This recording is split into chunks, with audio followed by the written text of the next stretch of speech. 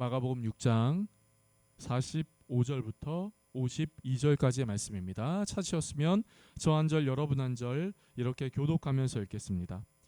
예수께서 즉시 제자들을 재촉하사 자기가 무리를 보내는 동안에 배 타고 앞서 건너편 벳세다로 가게 하시고 저물매 배는 바다 가운데 있고 예수께서는 홀로 무태 계시다가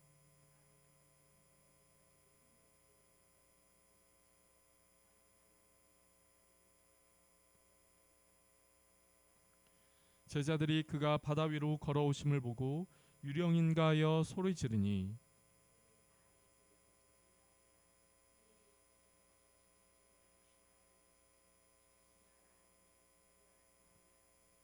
배에 올라 그들에게 가시니 바람이 그치는지라 제자들이 마음에 심히 놀라니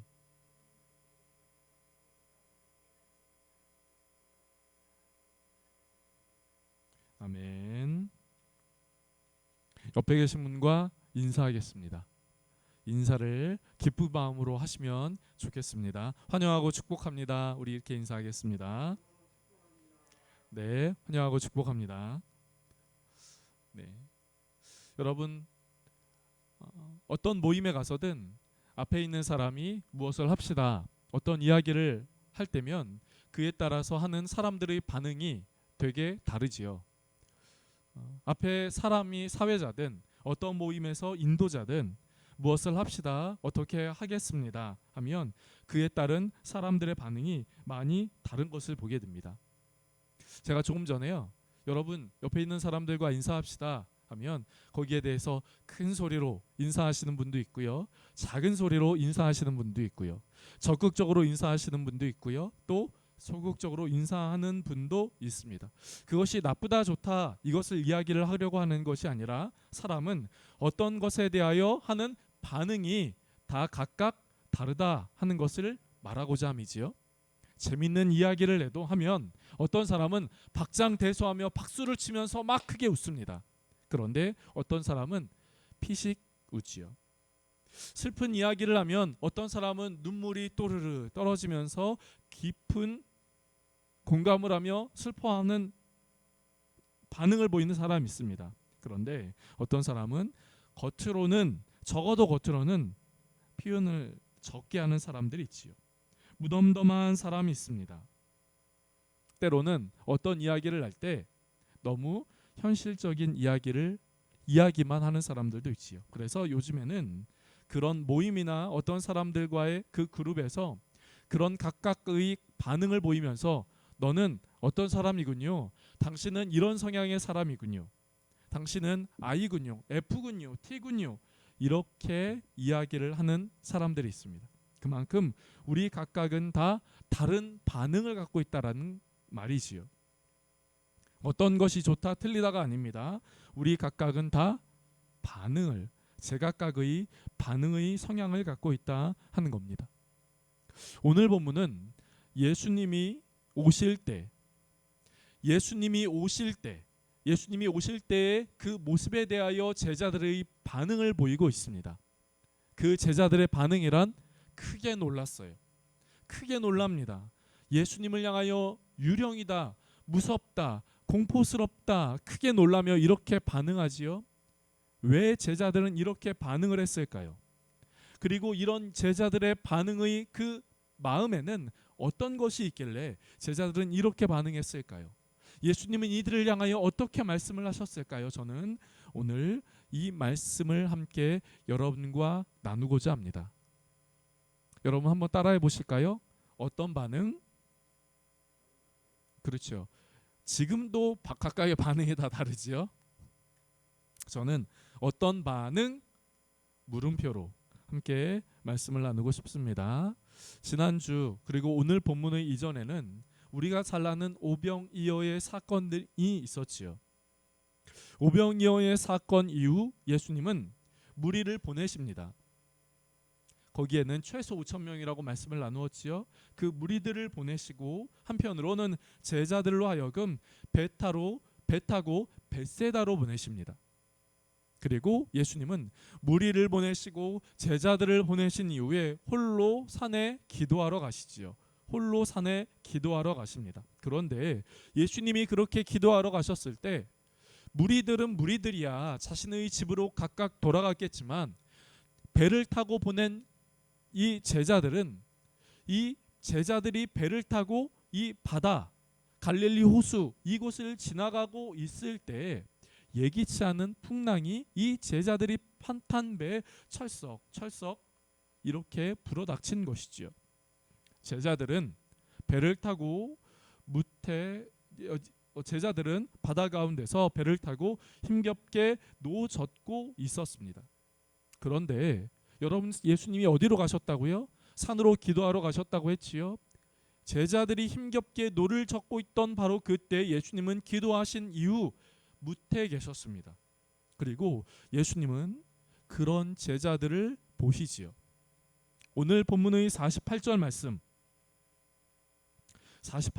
같이 한번 읽어보실까요? 48절 말씀 같이 읽어보겠습니다. 같이 읽습니다. 시작.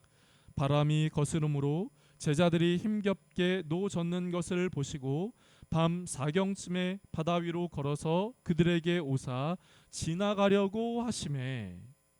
여러분, 바람이 거스릅니다. 제자들은 힘겹게 노를 젓고 있어요. 그런데 그 이후에 동사를 보십시오. 그 이후에 뭐라고 말하고 있지요? 제자들이 힘겹게 노 젓는 것을 보시고, 누가 보시는 것이죠? 예수님이 제자들이 힘겹게 노 젓는 것을 보셨다라고 말씀을 하고 계세요. 보셨다라고 말씀을 하세요. 그런데 예수님이 제자들이 힘겹게 노 젓는 것을 보신 것으로 그치냐? 그것이 아닙니다. 이후의 말씀을 보실까요? 보시고 어떻게 하시죠? 밤 사경쯤에 바다 위로 걸어서 그들에게 오셨다라고 말씀하고 있어요. 보셨습니다. 그리고 깊은 밤 바다 위를 걸어서 그들에게 오셨다라고 말씀하고 있어요. 여러분, 여기서 예수님이 바다 위로 걸어오셨다고? 그것이 이해가 되나? 그것이 논리적으로 설명이 되나? 아니요. 저는 이 말씀에 대하여 그렇게 논리적으로 설명하려고 하지 않습니다. 이것은 믿음으로 받아들이는 것이에요.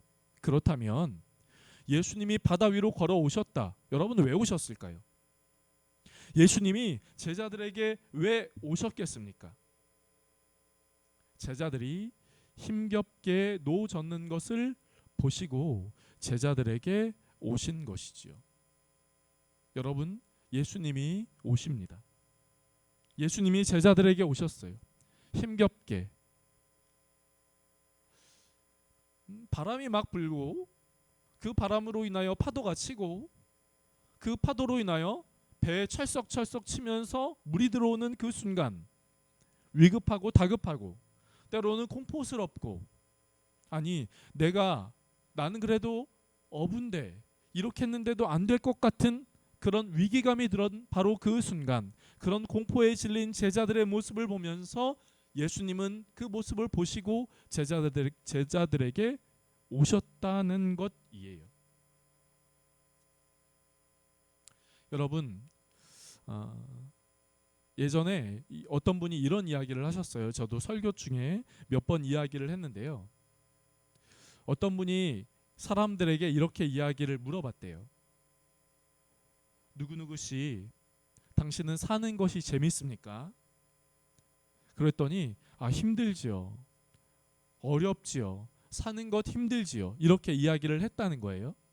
그래서 이 물어본 사람이 성인이 아니라 초등학생들, 아주 저학년 초등학생들이 지나가길래 초등학생들에게 또 물어봤대요.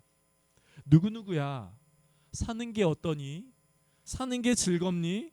이렇게 물어봤다는 거예요. 여러분, 그 초등학생 저학년 그 아이가 무엇이라고 대답을 했을까요? 재밌어요. 살만해요. 친구들이랑 노는 거 좋아요. 전 잘 모르겠는데요. 이렇게 대답했을까요? 그 아이가 이렇게 대답했다는 겁니다. 아저씨, 사는 게 뭐가 재밌겠어요? 사는 게 힘들어요. 공부하는 거 힘들어요. 그 아이가 이렇게 대답을 했다는 거죠. 여러분, 어른이든 아이든 남성이든 여성이든 사회의 어떤 계층에 속한 사람이든 사람의 삶을 향하여 이야기를 할 때 결코 쉽지 않은 여정이라 이렇게 이야기를 합니다. 그래서 인간의 삶을 가리켜 불교에서는 이렇게 표현합니다. 인생은 고해다 이렇게 표현을 하죠. 불교 용어이긴 하지만 고해, 고통의 바다, 고통의 바다 속에 빠져 있는 인간이다 이렇게 이야기를 한다는 거예요. 그래서 때로는 고통 속에 허우적거리며 살고 거기에 빠져 어쩔 수 없이 살아가는다 이렇게 이야기를 하는 거죠. 우리의 평범하지 않은, 우리의 쉽지 않은 그런 삶을 내 힘만으로만 살 수 있으면 참 좋겠지요. 내 삶을 나의 힘으로만 헤엄치고 이겨나며 살 수 있다면 얼마나 좋겠습니까? 더할 나위 없겠지요. 그런데 그것이 그렇게 됩니까?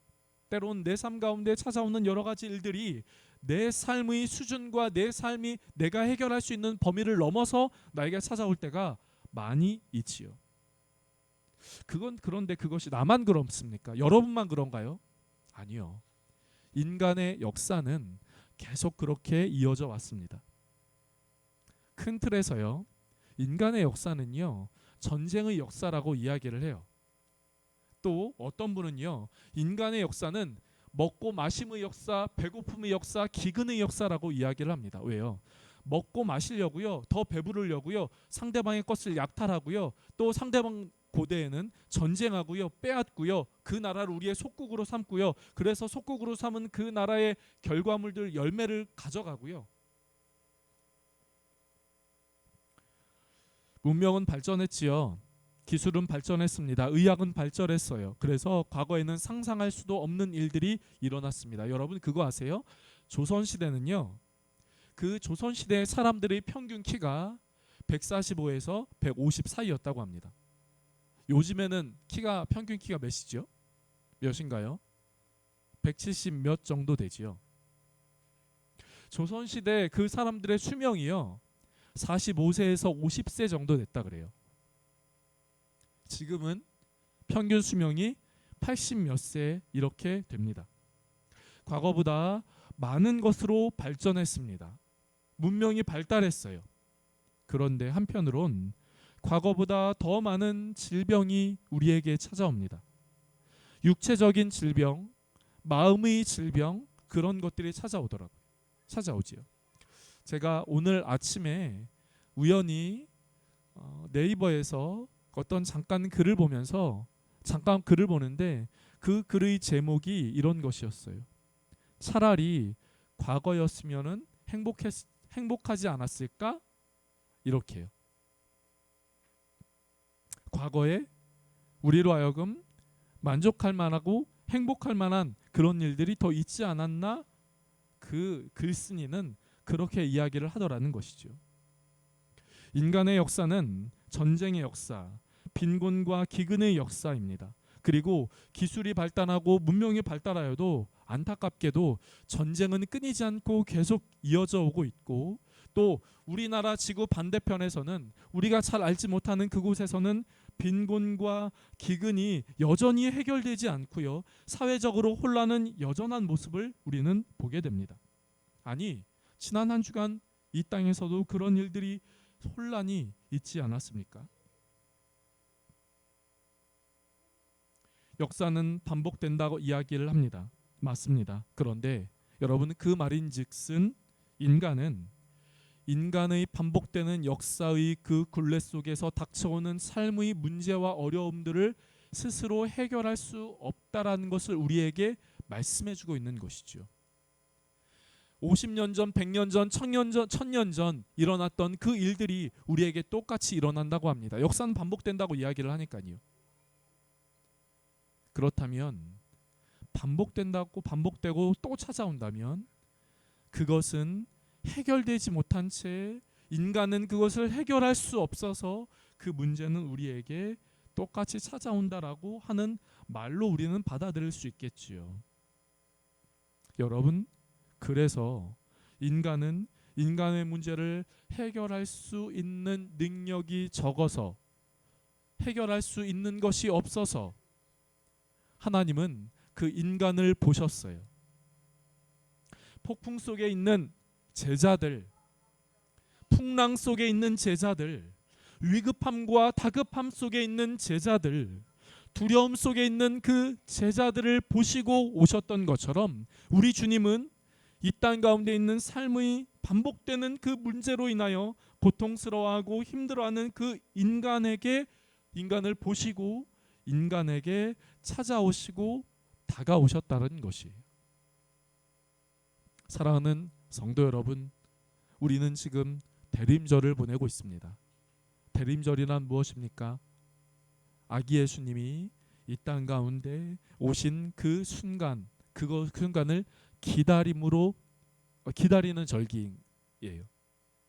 그런데 2000년 전 오신 예수님을 어떻게 또 기다릴 수 있습니까? 2024년 오늘을 또 어떻게 기다릴 수 있나요?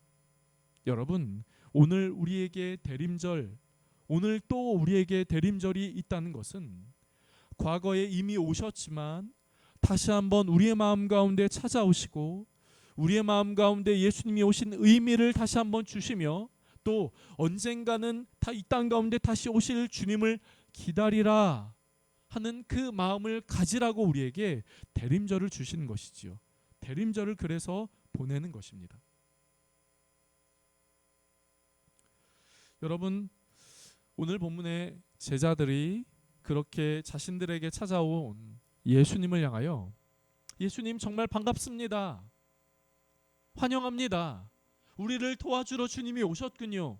여러분, 이렇게 반응했을까요? 안타깝지만 오늘 본문의 말씀에서는 이렇게 말하고 있어요. 49절 말씀을 보실까요? 49절 말씀. 49절 말씀 같이 한번 읽어보겠습니다. 시작. 제자들이 그가 바다 위로 걸어오심을 보고 유령인가 하여 소리 지르니. 여러분, 제자들이 어떤 반응을 보였다고요? 예수님을 향하여 유령입니다. 유령이다. 제자들이 그런 반응을 보였다는 것이에요. 제자들이 자신들을 향하여 다가오는 그 예수님을 유령이다 이렇게 얘기를 했다는 거예요. 제 아들 하준이가 가끔씩 집에 있다가 가끔씩 저한테 막 다다다닥 전속력을 향해 달려와요. 아빠, 유령 나올 것 같아. 유령 나올 것 같아 이렇게 얘기하거든요.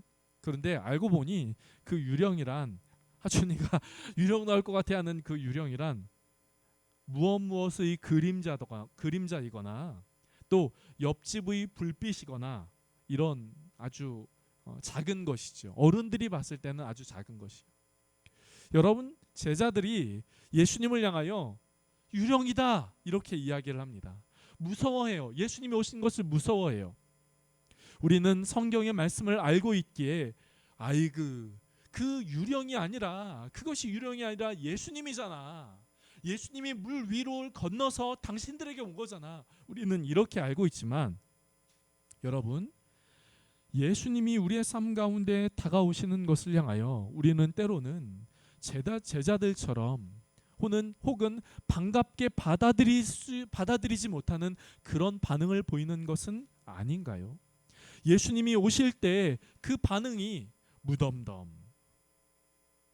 매년 똑같은 대림절, 예수님이 오신다는 것 당연하게 아무 의미도 없이 그렇게 받아들이는 그런 우리의 모습이 있지는 않은가요? 매년 반복되잖아. 요번에도 사주하고 성탄절하고 연말이 되고 새해 시작이지 뭐. 우리는 매년 우리에게 오는 대림절을 예수님이 이 땅 가운데 오시고 우리의 마음 가운데 오시고 언젠가 다시 오신다라고 하는 그 대림절의 의미를 아주 간과하여서 작게 쉽게 여기며 지나칠 때가 있습니다. 그것이 제자들의 반응이에요.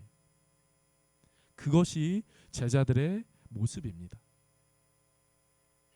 사랑하는 성도 여러분, 이 대림절에 예수님이 저와 여러분의 마음 가운데 찾아오십니다. 그 예수님을 저와 여러분의 마음 안에 받아들일 수 있는 은혜가 저와 여러분의 마음 가운데 있기를 간절하게 바랍니다. 그리고 이 대림절이 될 수 있기를 간절하게 원합니다. 요한복음 1장 말씀은 우리에게 이렇게 말씀하고 있습니다. 요한복음 1장 14절 말씀인데요. 제가 읽어볼게요. 말씀이 육신이 되어 우리 가운데 거하심에 우리가 그의 영광을 보니 아버지의 독생자의 영광이요 은혜와 진리가 충만하더라. 여러분, 말씀이 무엇이 되었다고 하지요? 육신이 되어 우리 가운데 거하셨다, 이렇게 말씀하고 있어요. 말씀은 곧 하나님이시죠. 말씀 되신 하나님이 육신이 되어 우리 가운데 거하십니다. 육신이라고 하는 것은 예수 그리스도, 그분이 육신의 몸을 입고 이 땅 가운데 오셨지요. 그분이 우리 안에 거하심에 14절의 후반절의 말씀은 은혜와 진리가 충만하더라, 이렇게 말씀하고 있습니다. 사랑하는 성도 여러분, 말씀이 육신이 되어 우리 가운데 거하셔서 은혜와 진리가 충만한 저와 여러분의 마음 될 수 있기를 간절하게 원합니다. 거하시면요, 말씀이 육신이 되어 우리 가운데 거하시면요, 주님이 우리 가운데 찾아오시면요, 예수님이 제자들에게 찾아오셔서 그 삶의 풍랑이 멈추어졌던 것처럼, 바다가 잔잔해졌던 것처럼 저와 여러분의 마음 가운데 예수님이 오셔서 저와 여러분의 마음이 예수님을 받아들여서 환영하여서 저와 여러분이 은혜와 진리의 그 은혜를 누리는 저와 여러분이 될 수 있기를 간절하게 바랍니다. 기도하겠습니다. 좋으신 하나님, 우리에게 귀한 대림절의 시간을 허락하여 주시니 감사합니다. 주님, 이 대림절의 때에 주님이 이 땅 가운데 오시고 또 주님이 아기 예수님이 이 땅 가운데 오시고 우리의 마음 가운데 찾아오시며 또 우리는 언젠가 다시 오실 주님을 기다리는 그 마음을 갖는 이 대림절의 시간이 될 수 있도록 역사하여 주시옵소서. 예수님이 제자들에게 오셨을 때 유령이다, 두려워하고 반갑게 환영하고 영접하지 못하는 그런 모습들이 있는 것이 아니라, 주님, 우리가 우리의 삶 가운데 우리의 삶을 보시고 우리의 삶에 찾아오시는 그 주님을 향하여 마음으로 반갑게 맞이할 수 있는 이 대림절 되게 하여 주시옵소서. 그래서 주님이 주시는 은혜를 우리가 누리게 하여 주시고 주님과 동행하며 한 주간의 삶을 살아갈 수 있게 하여 주시옵소서. 감사하고 예수님의 이름으로 기도드립니다. 아멘.